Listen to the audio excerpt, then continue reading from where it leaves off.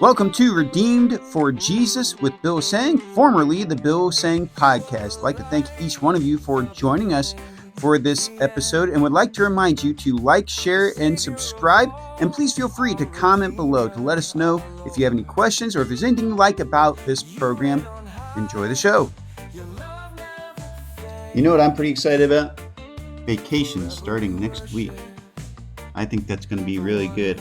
I think that we can both say that we both need a little bit of a vacation to unwind, to be able to enjoy just some fun things. And one of the things I've been doing an awful lot of is listening to music, and not listening like mainstream music, but you probably saw me like just a few minutes ago listening to music off of Pixabay, by the way, which is what I'm using for my recordings for my books. So that's been a lot of fun. And what's difficult is I want each one to have like a different flavor. For my Jiggonatus Rex books, by the way, is what I'm talking about. And the songs that you first come across, you become attached to. And so it's very hard to like just throw those out and to like move on to something else. But I want this next book, book number 3, to have a distinct flavor from the first 2. But I think the first 2 turned out really well, by the way. But if you're not aware, go to Patreon. Jiggonatus Rex the series is what you want to check out. And it's a lot of fun. I think you can enjoy that quite a bit. This is Redeemed for Jesus with Bill Sang. I am with my wife, Melissa, right now. And we got just a number of fun topics that we want to talk about. Had kind of a good weekend hanging out with Melissa's mom. And that was a fun time. We got to watch some movies and just talk and just enjoy some family time with her. So that was pretty exciting. And we actually watched a very interesting movie. And do you remember what that movie was called, Melissa? It was called Green Book. Green Book. And it came out in 2018. So we're kind of behind the trends as far as movies and everything. But then again, I saw that Green Book won like 3 Oscars, maybe. I didn't see what they were. And odds are, if it did win 3 Oscars, you probably haven't heard of it either. Because most of the Oscar winners, nobody knows anything about. They're just kind of like, you know, it's kind of one of those things where like Hollywood puts out an Avengers movie and that makes like billions of dollars, probably not billions, but at least $1 billion, right? And then that provides the ability for the studios to be able to make a movie that nobody is ever going to hear about, that might have some sort of a point to it, that might be a little bit more artistic. But the Avengers are the money makers, and ones like Green Book are the ones that kind of sleep and that nobody really knows about until well after they're released. But who knows? Maybe you have heard about Green Book. I don't know. What did you like about that movie, Melissa? It was just really encouraging to see. It was really a family was behind just one of the core values in the movie, and also hard work. And it's a comedy, so well, I don't know that it's a comedy. It's yes, it's more of a drama. Does it really say it's a comedy? It says it's a comedy/drama. So it is a comedy, and I think they have funny things throughout the whole movie. Oh, definitely. Oh, it's a pretty fun movie. What it's about is it's actually based on a true story, the story of Don Shirley, who apparently was a pianist from back in the 1960s. And he decided to go on tour with his trio down south into, well, the Jim Crow South, really. And they don't state precisely what his aim is, but it seems like he's trying to break down racial boundaries. And he hires a guy by the name of Tony Lip. Now, his real name is, nobody can get it right. It's like Tony Villagiano or something like that. I don't know. Something like that. And Tony is Italian, and he is definitely a lot rougher in his upbringing. He was a bouncer at a nightclub, and so Don Shirley, knowing that it's going to be a dangerous trip down south because he's black and that he's trying to win over hearts, he knows that he's going to need some protection, and so he hires this guy named Tony Lip, who, like I said, he's rough, he's tough, he doesn't take nothing from nobody. If you start to oppose him on things and you're not making any sense, he might just slap you upside the head or something, which we saw throughout the movie. So really fun movie, very uplifting movie. And it was kind of interesting seeing how they reversed the stereotypical roles of, you would think that the black man would be the one who's from small beginnings and not very well to do and all that, but rather it was actually Tony Lip's family who wasn't very well to do. that he needs this job because the nightclub's been shut down. I don't think he lost his job, but regardless, they had to wait a while for the place to open back up. And Tony Lip, I thought that both actors did a phenomenal job, by the way. The guy that played Don Shirley and also the guy that played Tony Lip. Tony Lip was played by the one and only Viggo Mortensen, which, if you grew up around the time that I did, you would know that he is the man that played Aragorn in the Lord of the Rings trilogy. I did not know that, but after they said it, well, not after they said it, after they ran the credits and I saw Viggo Mortensen, I'm like, wait, Viggo Mortensen's in this movie? And then I went back and checked out who he played. And not surprisingly, it was Tony Lip. He put on some weight though, since he was Aragorn in Lord of the Rings for sure. But very, very good movie, fun movie, bad words and stuff like that. But nonetheless, it was a pretty good movie. And my favorite scene in it, I think, you see this concert pianist. He's OCD and he loves playing classical music, but everybody wants him to play popular music. And so he goes to these concerts playing popular music for people, but Tony Lip convinces him that, sometimes he just needs to play what he likes. And so toward the end of the movie, they go to this one venue, all white venue, again, Jim Crow South. And so they're not going to let him eat at the restaurant where everybody else eats. And so he decides he's just not going to play there. I mean, finally, he works up the courage to say, you know what? I don't need this. I'm going somewhere else. And so they go to this African American bar. Is that what you would call it? Or restaurant, something like that. And there's a piano in there. So he goes up to the piano and he just plays classical, like he plays this really remarkable classical song. And there's a glass of scotch or whiskey or something on there. But first thing he does, he takes that off and puts it on the floor, and he just rocks it on the piano. And then after he plays this classical piece to uproarious applause, the rest of the band comes on and they start just playing popular music. And it's a fun scene because he's enjoying himself now, because after he won them over with that classical piece, they see that, we can play with this guy. I thought that was pretty cool. Yeah, when he took that glass of alcohol off the piano, it was really cool because he showed how, being classy is getting him to excel in life and getting him to be a respectable person. One of my favorite scenes is towards the end of the movie. The whole movie, they had been arrested due to racial reasons for the piano player. But at the end of the movie, if you don't want to know something at the end, you don't have to hear this part, but they're driving back up north and there's a big snowstorm. They're having a hard time getting through the snow in their old car. And they get pulled over again by a police officer, and you just think, okay, they're finally going to get arrested again. It's finally going to be end of the movie. Lights out. Yeah. But this police officer is actually nice to them. It's their Christmas Eve, but police officer comes to the window with them pulled over on the side of the road.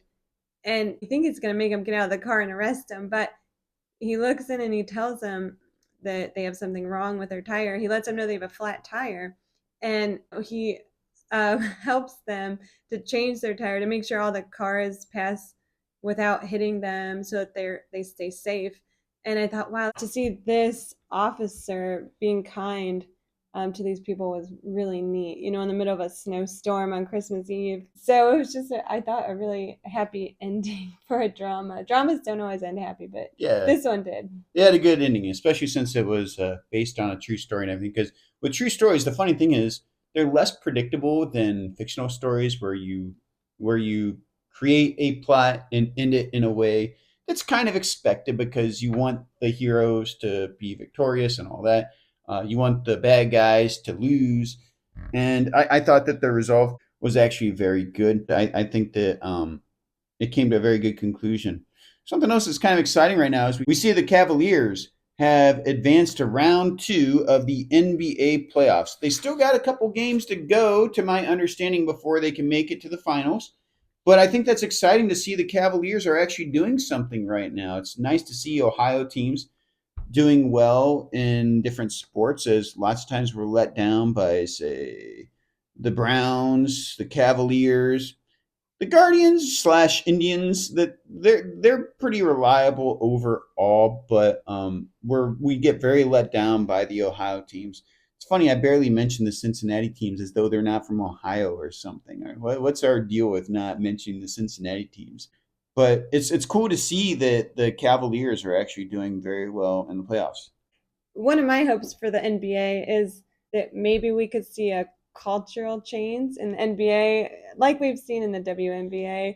I think that would be amazing because I really like basketball. Just making basketball fun again. The irony is with Caitlin Clark is that it's funny because I do kind of see a connection between that movie that we saw and Caitlin Clark. The WNBA, nobody's really paid a whole lot of attention to it up until Caitlin Clark. And as a result, I think they've had a lot of toxic things happening in the WNBA that just kind of been overlooked because who cares? Nobody watches it. Nobody cares. And so whatever they do that might get attention, they're going to let it slide because they want the attention, and yet they didn't get the attention.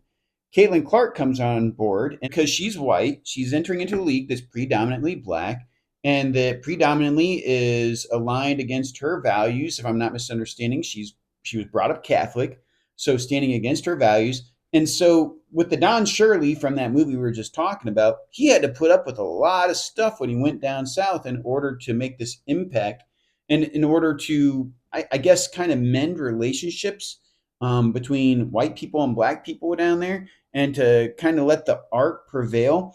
And in relation to Caitlin Clark, you have this white girl entering into a predominantly black league where people of her values are generally hated. And her first year in the WNBA speaks for itself. She got poked in the eyes. She got fouled left and right, nonstop. That people would talk down about her and try to make the game, try to make it sound as though people are more interested in, like Angel Reese, tried to make it look like people were more interested in her than what they were about Caitlin Clark. When reality was is that nobody wanted to watch unless Caitlin Clark was playing. And so what we're really seeing, and this year, I think it's a little bit different. I mean, it's let's be honest, it's not reformed. However, we have seen great strides made as it relates to how the WNBA is conducting itself now. I'm not going to say that them getting paid more is necessarily a totally positive thing at this point because because I do think that they have to earn it. And I think that part of the pay raises that they've seen have been by pressure they put on the NBA to get equal pay. And there's just no way. The ticket sales are not there. The merit is not quite there yet. But having players now, and there's been a couple players that have actually started to take a spotlight more than just Caitlin, not more than Caitlin Clark, but more than just Caitlin Clark, starting to kind of get some prominence, get some recognition. And so it does make a little bit of sense for them to start raising their salaries a little bit to say that, hey, this person is valuable. They are a person who sells tickets, they are a person who sells merchandise. And so it's kind of cool to be able to see them moving in that direction. And sports, I think, paved the way for cultural movements. For instance, look at the NFL. We've seen that throughout the NFL that I mean, it's always been kind of a gritty and rough sort of game. And back in the 50s, 60s, 70s, maybe a little bit the 80s, very, very rough game, very, very gritty game. And that was very much what the culture was like back then. Very gritty, very rough. You start to see it kind of polish up a little bit in the 80s and 90s and 2000s. And you start to see that the culture starts to kind of, and when I say polish, like, become not quite as gritty, maybe not quite as tough. And I'm not even saying that in a demeaning sort of sense. I'm saying that, the culture kind of polished a little bit. And then, I'm going to go ahead and say around the Barack Obama era, we see that, frankly, gang culture starts getting elevated inside of not just the NFL, but the NBA and the other sports leagues, except for baseball. Baseball seems like it stays mostly pure for the most part, which is kind of cool. I haven't been a huge baseball fan, but I've respected it a lot more because of the purity of the game for the most part.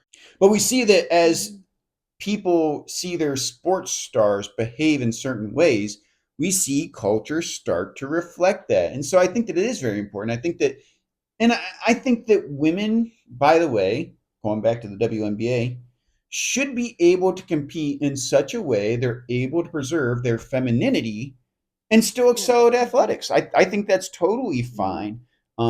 Where I think the WNBA was getting kind of out of control, the women wanting to be more like men. Mhm. Yeah, and a lot of people on the Fever team are engaged or getting engaged. And so that's really nice to see Christian values and just wholesome values lived out in professional athletics. And that also goes to Fernando Mendoza and the coach as well, I think credit for this, that. yeah, I was going to say, I think the Signetti played a pretty big role in that as well. Mendoza and Signetti just having a good combination of people to change the Indiana culture. It'll be very interesting to see what they do this year, by the way, and see what Mendoza does this year playing for the Las Vegas Raiders. Poor guy, man. I hope that seriously, if he can change that culture and for the Las not in Las Vegas, but for the Las Vegas Yeah. Raiders, that would be borderline miraculous. I mean, he's Catholic. They could legitimately canonize him as a saint inside of the Catholic Mhm. Church if he's able to turn around. If he's able to turn around the Las Vegas Raiders culture, because they've been a failing culture for quite some time, and the culture within these sports teams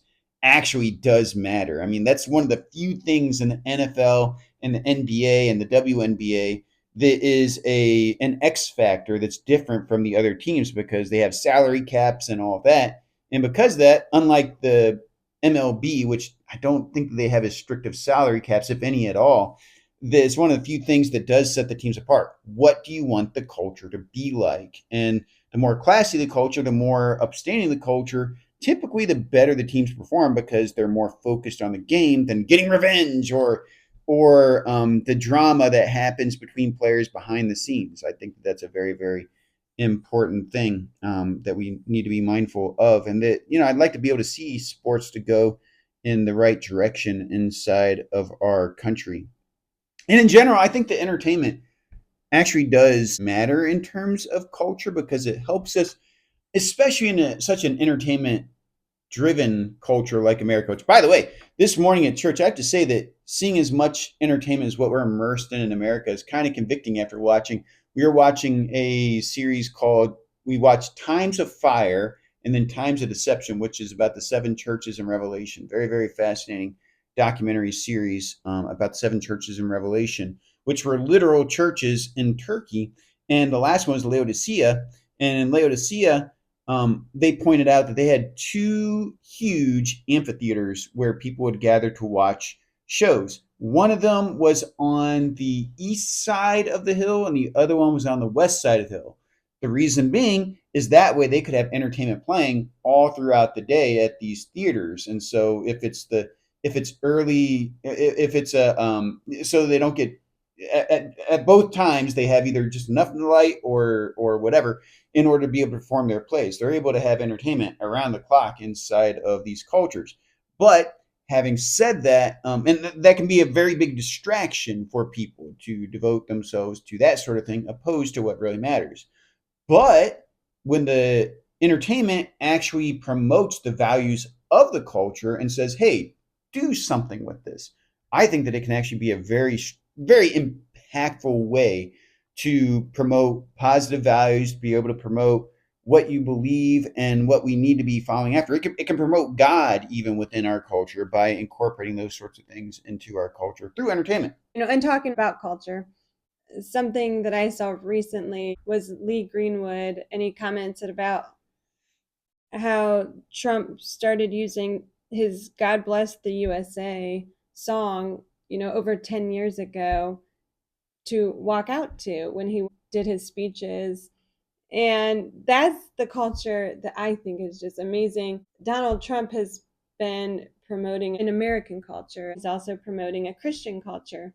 And so, even as people get mad about gas prices in Iran, I just think, man, he's shaped the culture of our whole country. And That is incredible. Like, for one person, he traveled the 50 states numerous times. I mean, to even do that for the American people is a huge accomplishment in itself. On top of that, working for free and continuing to just really promote the love of our country, for God, for family values. I am totally sold on being proud of our president, being proud of our country, and supporting Donald Trump. yeah, and first of all, regarding gas prices, just you watch. They're going to be coming down pretty soon. I can, I don't want to say I can guarantee it because I don't know these things, but I can just about guarantee it. I saw certain news stories that didn't say that directly, but hinted that hey, with certain things that are going down, the gas prices should be going down. Frankly, I don't know why they're as high as what they are right now. However, what I will say is they could jack up gas prices 10 times what they are. And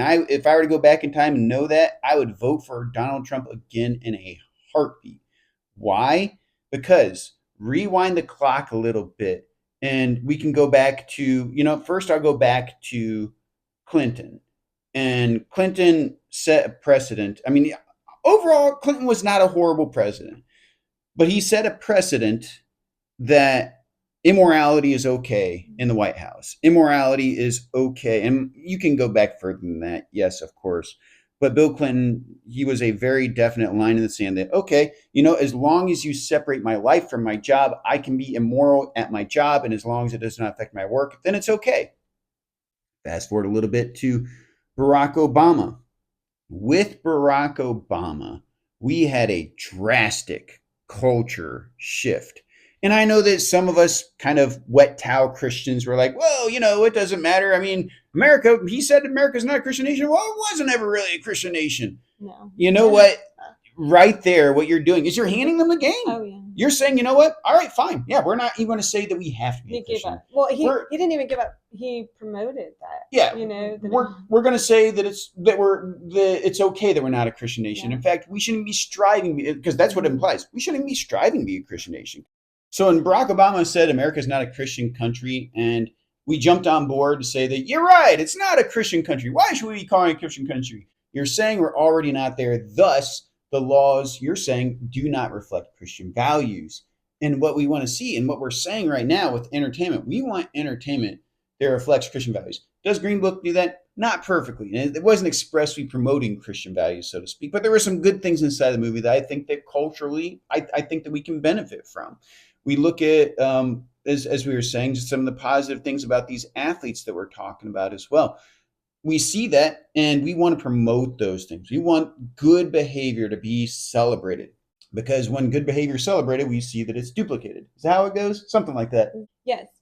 What makes me excited about seeing these athletes, what makes me excited about seeing what Donald Trump is doing, is we're excited about the people who are working with us as Christians and making the world a much better place, for just everybody. And what I find very fascinating, you probably hear us talk about Donald Trump quite a bit on this podcast. Well, frankly, the name of the podcast is Redeemed for Jesus with Bill Sang. Probably ought to add your name on there too. You're on every episode, it seems like. So, I mean, it's fair enough. So Melissa's here along with me. That one of the things I do want to point out is that another very popular pastor at this time, becoming more and more popular, talks about Donald Trump almost every single one of the podcasts he does as well. And his name's Josh Howerton. He's pastor of a mega church. I can't remember where, somewhere in Texas.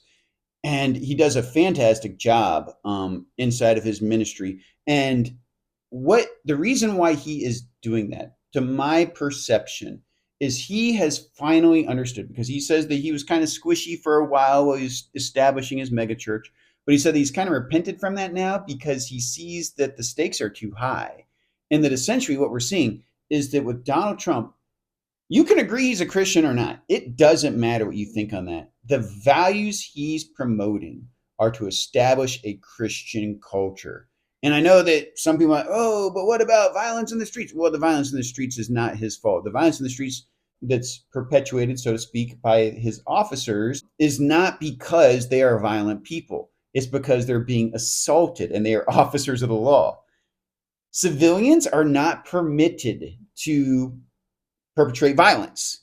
But if there are violent people who are coming up against law authorities, law enforcement, they are authorized, even by the Bible, to get violent if they need to, because the Bible says in Romans 13, the government does not bear the sword for nothing. Okay, what's a sword? Well, a sword is an instrument to kill people, okay? So I'm not trying to promote violence or anything, but let's be real here. What Donald Trump is trying to do is he's trying to get the country back in order, back in a place of respect and dignity so that we can lead. And so that, again, whether you think he's a Christian or not, he is a big fan of Christian values, of Christian work ethic. And he's trying to reestablish those inside of our culture because he knows that that's why he was able to be successful, because he was brought up in a time of freedom, of free market, and where the values of our faith were promoted so that people could excel at what they wanted to do, and they didn't have a big government overlord standing over their shoulder, breathing down their neck to make sure that they didn't mess up on these stupid little rules that would get them fined and destroy their businesses. But rather, he believes that we need to be able to conduct our businesses in fair and ethical ways that are not being overly ratcheted down against by an overarching government. And so that's why we're really talking about culture. And that's why we talk about Donald Trump a lot, because right now, number one driving force in our culture for a cultural shift in a good way is Donald Trump, is the president of the United States. The Bible says that we do not fight against flesh and blood, but against principalities and powers and so on and so forth. And so what he is combating is the spirit of our age that is pushed up against the spirit of Christ inside of our culture, that has tried to overshadow it. And sometimes it takes a lot of force in order to push things back, because bad guys, they don't like to give up the reins of power, and they're not going to go quietly into the night. And so in order to accomplish what we need to accomplish as a country, thank God we have a leader in the White House like Donald Trump to be able to push back and to be able to get the country back on track. Will he be successful? Time will tell. I hope so. But like I said, time will tell.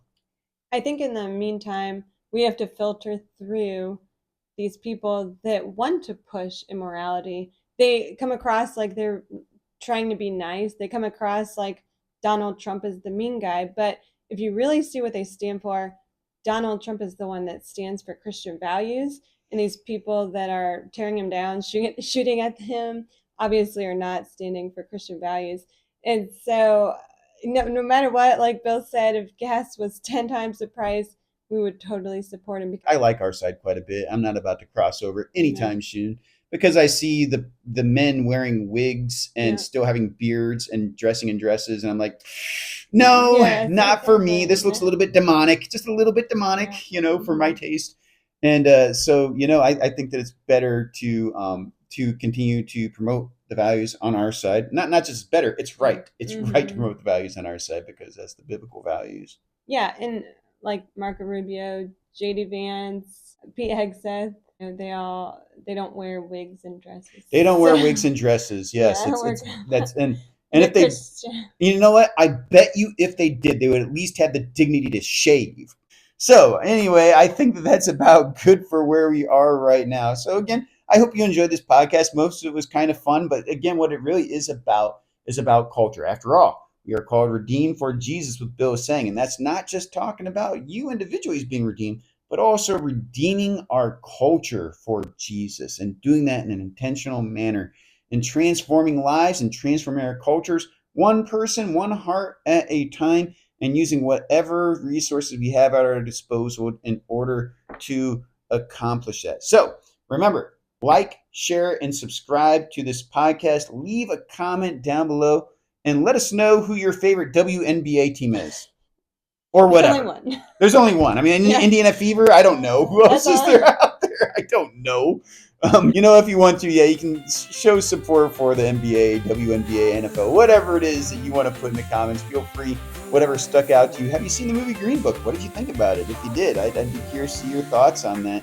But like I said, this is redeemed for Jesus, what Bill is saying. And remember, one day every knee will bow and every tongue confess that Jesus Christ is Lord, to the glory of God the Father, and all of creation will be redeemed for Jesus. Thank you, and be blessed.